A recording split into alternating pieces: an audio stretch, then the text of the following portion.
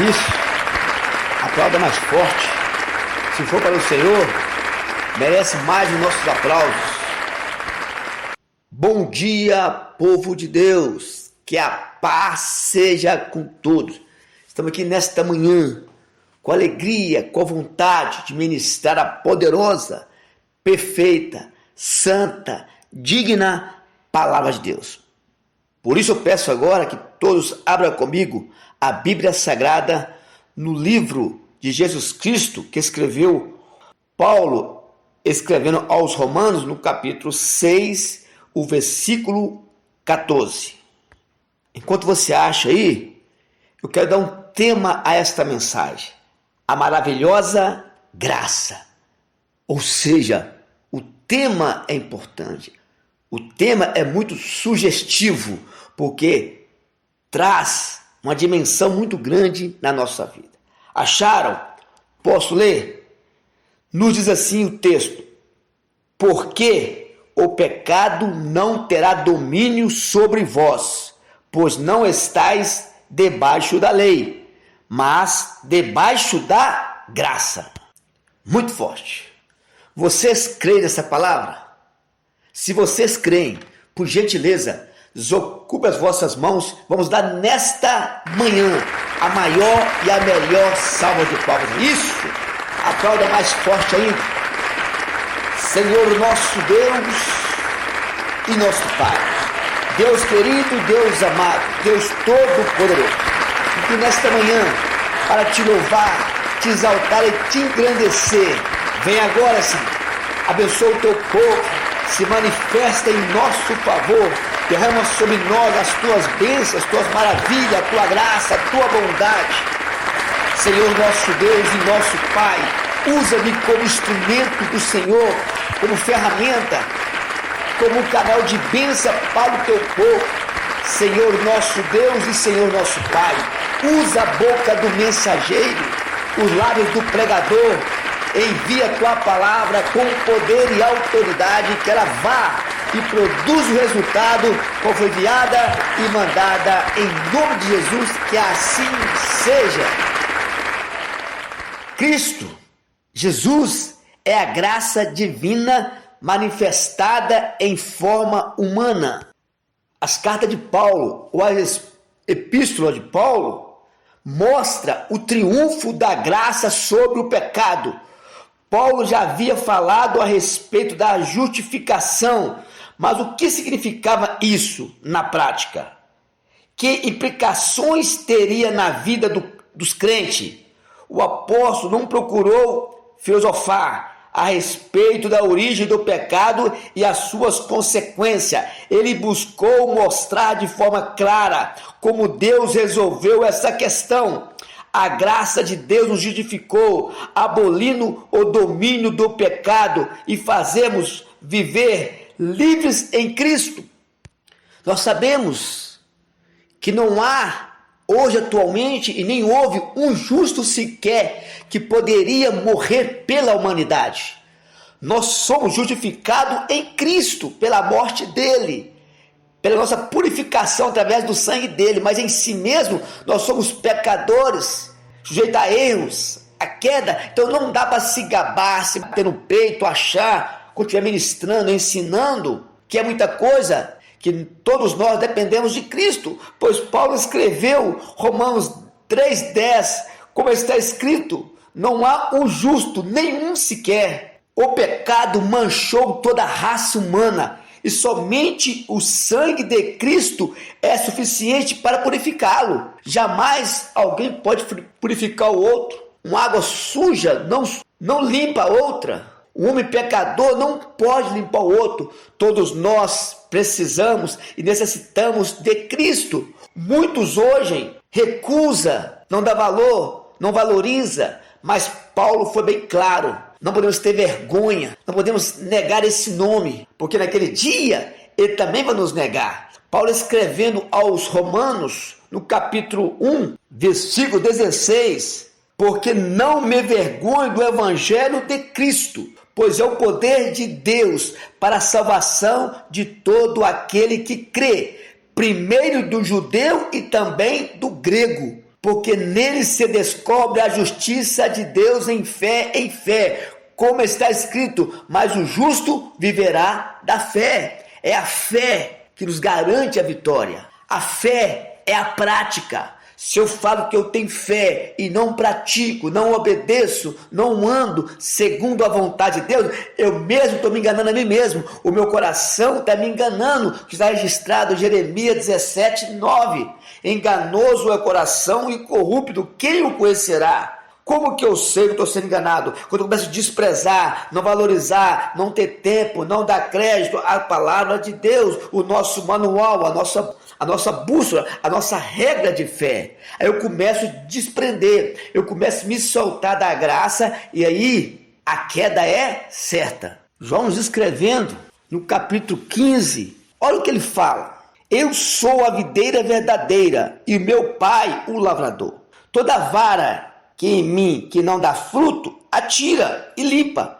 Toda aquela que dá fruto, para que dê mais fruto. Vós estáis limpos pela palavra que vos tenho falado. Estais em mim e eu em vós. Como a vara de si mesmo não pode dar fruto, se não estiver na videira. Assim também vós, se não estiveres em mim. Eu sou a videira e vós as varas. Quem está em mim e eu nele, esse dá muito fruto, porque sem mim nada podeis fazer. E se alguém não estiver em mim, será lançado fora, e como a vara, e secará, e os colhem e lança no fogo que ardem. Se vós estiveres em mim, e as minhas palavras estiverem em vós, pedireis tudo o que quiseres e vos será feito. Ou seja, ninguém consegue permanecer de pé não estiver alicerçado na videira ou em cima da rocha que é Cristo. A queda é certa. E não é que nós queremos o mal da pessoa. Já está revelado. Sozinho ninguém sustenta. Aqui está o texto dizendo. Os pregadores, meus queridos irmãos, têm a missão, o objetivo, a ordenância de pregar a palavra verdadeira, genuína, clara, porque ela serve para ensinar, para instruir, para corrigir e para redarguir, ou seja, replicar argumentos. Eu não posso transmitir uma palavra que agrada A, ou B e C, que lá na frente ele vai cair, ele vai tropeçar e vai culpar quem? Os profetas, os mensageiros, os discípulos, os atalaia, aqueles que Deus colocou na frente para ensiná-los, não ensinou. Por isso, o nosso compromisso, em primeiro lugar, eu tenho que viver a palavra, praticar a fé, que fé é prática. E depois, dividir o conhecimento que Deus tem me dado com outros, para que também vença o adversário. Nós temos uma grande guerra pela frente, vencer nossa carne, o nosso adversário, a dificuldade. Por isso, precisamos estar com Cristo, porque sem mim, nada podeis fazer, diz a palavra do Senhor. Então, como que o homem pode querer caminhar sem a graça, a presença, salvar por si mesmo? Agarrar numa religião, num sistema, numa filosofia, numa ideologia, nos conceitos humanos, nas seitas, nos falsos profetas, nos falsos mestres, que não tem o que passar, e desprezando a palavra de Deus? O profeta Jeremias, abominável, apostasia, engano, mentira, egoísta, e Deus nunca deixa o povo sozinho. Ele sempre alerta o povo, porque ele sabe que na frente vai ter consequência, vai ter problema, vai ter dor, sacrifício, vai ter morte, vai ter lágrimas. Então ele trabalha sempre mostrando para o homem o perigo que há de andar sem estar na lei, na época da lei, obedecer os mandamentos. E nós hoje é a mesma coisa, só que nós estamos na graça, um favor imerecido. A gente não merece. Ele nos adotou, nos salvou, porque ele é bom e foi profético, foi promessa de Deus. Mas se não fosse isso, onde nós estaríamos agora? Vamos ser sinceros, igreja. Se eu já buscando a Deus, estaria onde agora? Praticando coisas terríveis ou nem estaria aqui mais? Mas graças a Deus que me alcançou. O livro de João, no capítulo 1, ele fala, versículo acho que é 11, ele fala, vim buscar meu, os meus não me receberam. Aquele que me receber será feito, transformado, filho de Deus, é por adoção. Deus só tem um filho, é Jesus Cristo, é o Pai, Filho e Espírito Santo. Nós somos adotados por Deus. Adotado, Cristo, como se fosse nosso irmão mais velho. Ele é o unigênito, que é só um, e o primogênito, que é o primeiro. Então, precisamos entender isso, porque senão eu começo a me achar que eu sou muita coisa, que eu posso exigir algo de Deus, eu posso botar Deus na parede, porque eu faço isso, eu faço aquilo, eu estou pregando, eu estou cantando. Engano nosso. Tudo é graça, bondade, misericórdia. Por isso, quando estava no cativo, lá em Lamentação 3:22, eles disse: a tua misericórdia é a causa não sermos consumidos. Então, nós estamos de pé também, não é mérito nosso, não é porque nós somos alguma coisa, é a graça de Deus nos alcançou. Tudo que nós temos ou teremos jamais pode nos garantir 1 hora de vida. O nosso ar, o nosso fogo de vida está na mão de Deus. Então nunca acha que você é muita coisa, que sou muita coisa. Nós carecemos, precisamos do amor do nosso Deus. Então Deus usa Jeremias e chama o povo de maldito. Maldito. Hoje também, quantos malditos tem por aí? Cheio de arrogância, prepotência, altivismo, ricos, bilionários, mas são malditos. Por quê?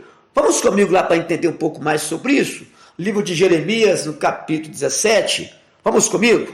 17, versículo 5. Muitos nem entendem esse versículo. Muitos acabam confundindo o versículo e levando para outra dimensão, outra linha diferente. Mas nesta manhã eu quero esclarecer esse versículo e um pouco desse texto. Olha o que diz o texto. Assim diz o Senhor: maldito o homem que confia no homem, em si mesmo, no seu eu, e faz da carne o seu braço e aparta o seu coração do Senhor. Ou seja, ele acha que não precisa de Deus. Com o dinheiro, a fortuna, a herança, os bens, a sua aparência, a sua facilidade, robustez, a sua facilidade de enganar as pessoas, de confundir as pessoas, de trair as pessoas, tem benefício, tem privilégio, tem família influente, tem amigos deputados, senadores, policiais, etc., juízes. Isso aí faz o homem estar numa situação que parece confortável, mas está no perigo. Por isso o Senhor nos fala também, e lá em Jeremias 9:23, assim diz o Senhor: não se glorie o sábio na sua sabedoria, e nem se glorie o forte na sua força. Não se gloria o rico nas suas riquezas, mas o que se gloriar, glorie-se nisso, em me conhecer e saber que eu sou o Senhor, que faço benevolência, juízo e justiça na terra, porque dessas coisas me agrado, diz o Senhor. Olha só, eu não posso me gloriar no que eu tenho, na influência, nos bens, nas posse, e afastar de Deus, na minha sabedoria, na minha riqueza, na minha força. É por isso que o povo judeu estava se corrompendo, estava se corrompendo a cada dia mais e distanciando de Deus, falando que é povo de Deus, falando que é servo de Deus, que conhecia a lei de Deus, vivia a lei de Moisés, mas estava corrompido. Como já disse antes, o que determina se estamos dentro ou fora é a prática. O título não resolve. Título de pastor, de obreiro, não que seja, tem mérito sim, mas diante de Deus, diante do erro, é todo mundo igual. Por isso precisamos rever os nossos conceitos e tomar posse a cada dia, valorizar a graça redentora, a salvação que Ele nos deu de graça. Assim diz o Senhor: maldito o homem que confia no homem e faz da sua carne de si mesmo o braço e aparta o seu coração do Senhor. Eu não confio em ninguém. Temos que confiar sim. A gente confia sim. A gente faz viagem, dorme no ônibus, no avião. A gente come alimento sem perguntar quem é que fez, de onde que veio. Você confia no seu mecânico. Você confia em muita coisa. Agora, muitos não querem confiar em Deus. Eles fazem ao contrário que Deus pede. Olha o versículo 6. Porque será como a tamareira no deserto, e não sentirá quando vem o bem. Antes, morará nos lugares secos do deserto, na terra salgada e inabitável. Olha só, bendito o varão que confia no Senhor, cuja esperança é o Senhor. Esse tem que ser nós. A nossa confiança é no Senhor. A nossa esperança tem que ser nele, porque será como a árvore plantada junto às águas, que estende as suas raízes para o ribeiro e não receia quando vem o calor, mas as suas folhas ficam verdes e no ano de sequidão não se afadiga nem deixa de dar fruto. Enganoso é o coração, mais do que todas as coisas, e perverso. Quem o conhecerá? Eu, o Senhor, esquadrinho e provo os pensamentos, isso para cada um segundo os seus caminhos e segundo o fruto das tuas ações. Por isso, tem que observarmos se estamos dentro, no centro da vontade do nosso Senhor. O salmista, no Salmo 119, versículo 1, ele fala: bem-aventurado os que trilham os caminhos retos do Senhor e andam na sua lei. Já no versículo 105, ele fala: lâmpada para os meus pés é a tua palavra e luz para o meu caminho.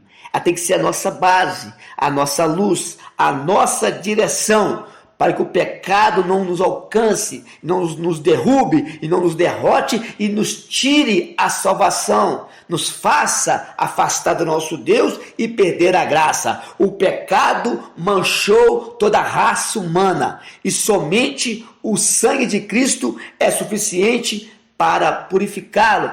Por isso João disse: eis o Cordeiro de Deus que tira o pecado do mundo. Não foi de uma mulher, não foi de Paulo, não foi de Pedro. Cristo é o único que pode purificar. A religião está enganando, está destruindo, está massacrando o povo e o povo está deixando, porque está deixando de buscar a face de Deus, examinar as Escrituras. João 5,39. João 8,32, conhecereis a verdade, ela vos libertará. Está desprezando, meu povo foi destruído porque lhe faltou conhecimento. Conheçamos e prossigamos em conhecer o nosso Deus. Eu preciso abrir mão do meu conforto, do meu prazer, das minhas coisas que eu gosto de fazer e começar a dedicar mais a Deus, buscar a tua face, a tua presença para alcançar a graça do Senhor, que é de graça. O salmista foi bem claro, categórico. Olha o que ele diz: um homem de fé, de visão,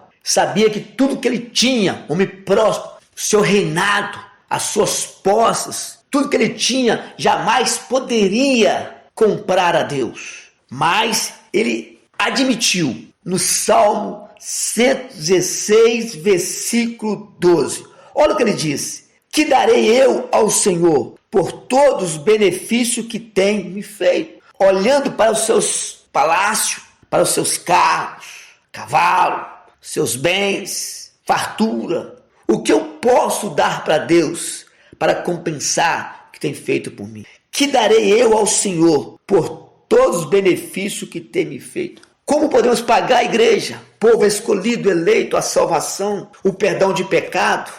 Olha a dívida que foi paga por nós na cruz do Calvário. Dívida de sacrifício, de sangue.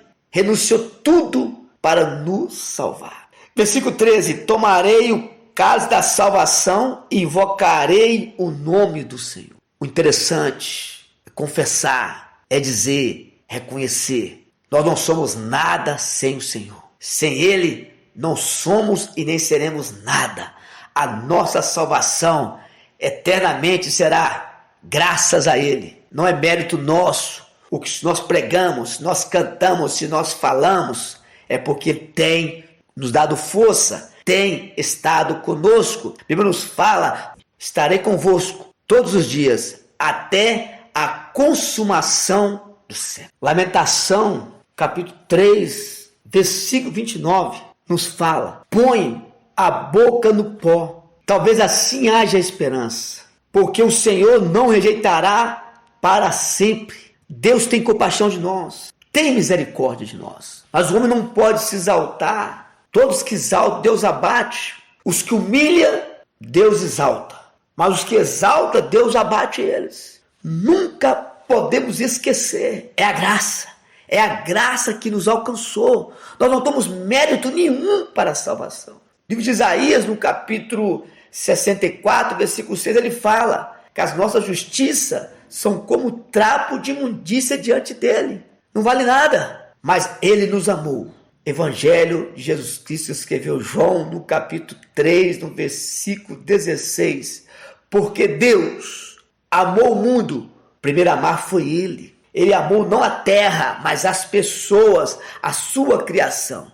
Porque Deus amou o mundo de tal maneira que deu o seu Filho unigênito, para todo que nele crê não pereça, mas tenha a vida eterna. É uma condição que Deus deu para nós, através do teu Filho, da graça redentora. Mas Isaías também é muito claro, no capítulo 53, lá ele fala de Cristo sendo crucificado, dando a vida por nós, sofrendo, maltratado, humilhado, mas não negou a fé. Deus agradou moê-lo para o nosso resgate.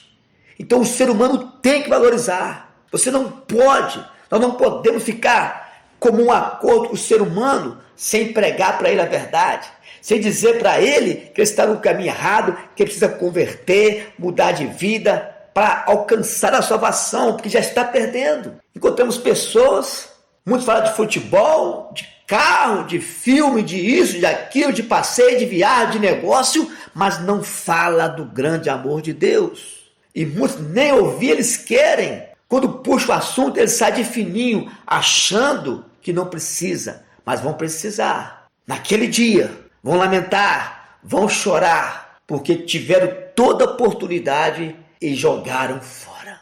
Mas eu e você fomos chamados para uma grande obra. Marcos 16, 15. É uma ordem, não é um pedido só, é uma ordem para a igreja. Ide por todo mundo, pregai o evangelho a toda criatura. Ou seja, filho é depois que aceita, criação. E todos são criação e precisa ser filho para garantir a salvação, a vida eterna. Ide por todo mundo, pregai o evangelho a toda criatura. Quem crer no sentido de entender e praticar, e for batizado, será salvo. Se não, será condenado. Ou seja, é uma condição que Deus dá para todo ser humano, por amor, pela graça dele. Isaías 53, vamos comigo lá? Vamos ver comigo? Quem deu crédito à nossa pregação? A quem se manifestou o braço do Senhor? Porque foi subindo como renovo perante ele, como raiz de uma terra seca. Não tinha parecer nem formosura. E olhando-nos para ele, nenhuma beleza vimos para o desejássemos. Era desprezado o mais indigno entre os homens, homem de dores, experimentado nos trabalhos, e como um que os homens escondia o seu rosto. Era desprezado e não fizemos dele caso algum. Verdadeiramente, ele tomou sobre si as nossas enfermidades e as nossas dores levou sobre si. E nos reputamos por aflito, ferido de Deus e oprimido. Querida amada igreja, não aceite enfermidade. Não aceite problema na tua vida, ore. Se não for de Deus, permissão de Deus, o inimigo tem que retirar, sai em retirada. Versículo 5, mas ele foi ferido pelas nossas transgressões e moído pelas nossas iniquidades. O castigo que nos traz a paz estava sobre ele e pelas suas pisaduras fomos sarados. Todos nós andávamos desgarrados como ovelha, cada um se desviava pelo seu caminho, mas o Senhor fez cair sobre ele a iniquidade de todos nós. Ele foi oprimido, maltratado, humilhado, sangrado, blasfemado por causa de nós. É os nossos pecados que levou ele para a cruz. Então, se eu estiver com meus pecados e não pôr na mão do Senhor, pedir perdão, ele está sobre mim, a pessoa vai ser condenada ao inferno eternamente, e a culpa não é de Deus, é do ser humano que fez uma escolha errada. Por isso que temos que pregar o evangelho, arrependimento, a salvação, e é hoje, não é amanhã, é para agora. Versículo 7. Ele foi oprimido, mas não abriu a sua boca. Como o cordeiro foi levado ao matador e como ovelha muda perante os seus tosqueadores, ele não abriu a sua boca. Da opressão do juízo foi tirado. Quem contará o tempo da sua vida? Portanto, foi cortado da terra dos viventes, pela transgressão do meu povo foi ele atingido. Versículo 10. Todavia, ao Senhor agradou moê-lo, fazendo-o enfermar. Quando sua alma se puser por expiação do pecado, verá a sua posteridade, prolongará os dias, e bom prazer do Senhor prosperará na tua mão. Ele foi moído pelas nossas transgressões. Por isso, Isaías nos fala no capítulo 59, versículo 1 e 2, vamos comigo lá? O Senhor quer salvar a todos, mas a decisão não está na mão de Deus. A parte dele, ele já fez. Agora é a parte do homem. Se você ama as pessoas, ama o ser humano, ama o ente querido, prega a verdade para eles. Pregue a verdade. Quem convence o homem não é eu, não é você, é o Espírito Santo. Olha o que diz o texto. Eis que a mão do Senhor não está encolhida, para que não possa salvar, nem o seu ouvido agravado para não poder ouvir. Mas as vossas iniquidades fazem divisão entre vós e o vosso Deus, e os vossos pecados encobrem o teu rosto de vós, para que não vos ouças. Olha só, o pecado que nos afasta de Deus, o pecado nos impede de viver uma vida digna na presença de Deus. O pecado nos faz sofrer, nos faz lamentar, nos faz chorar, vai fazer o povo sofrer. O pecado, que é o pecado, é uma transgressão contra a lei de Deus, aquilo que fazemos que Deus não quer. Deus fica triste conosco, nos dá legalidade para o inimigo vir na nossa casa, na nossa vida e fazer bagunça, destruição, e a culpa é nossa, que abrimos a porta, pecamos. Mas nesta manhã, Deus tem misericórdia de mim e de você e nos conceda a vitória. O pecado tem que ser removido, tirado do nosso meio, para que nós vivemos uma vida digna, pautada no centro, na vontade de Deus, colher frutos e mais frutos, que é a salvação da nossa família, não viver numa religião, caminho errado, destruindo. O Senhor nos ama tanto que nos dá uma oportunidade para a escolha nossa. A culpa é nossa se eu desprezar as oportunidades. Deus não abre o caminho, nos dá uma saída e muitos não querem passar. Não querem renunciar ao pecado, os prazeres terrenos, momentâneos, passageiros, e com isso perde toda a eternidade. Vão sofrer eternamente por causa da escolha aqui na terra. Olha o que diz o texto sagrado em Mateus, no capítulo 7, versículo 13. Tem por título Os Dois Caminhos. Olha o que ele fala. Entrai pela porta estreita. É um convite, porque larga é a porta e espaçoso o caminho que leva o homem à perdição. Tem a porta estreita, que é o certo, e a porta larga. Mas o homem quer dar por onde? Pela porta larga. E muitos são os que entram por ela. Ou seja, a maioria vão se perder. A maioria vão perder a eternidade por causa de escolhas aqui na terra. Versículo 14. Porque estreita é a porta e apertado o caminho que leva à vida. Eu estou na encruzilhada. Existem dois caminhos. O da direita, que a porta estreita leva para o céu, para a vida eterna, comunhão com Deus. E o esquerdo leva à perdição, à ruína. Mas é mais fácil, é mais largo. Eu tenho que escolher. E a escolha é minha. Ninguém vai fazer essa escolha por mim.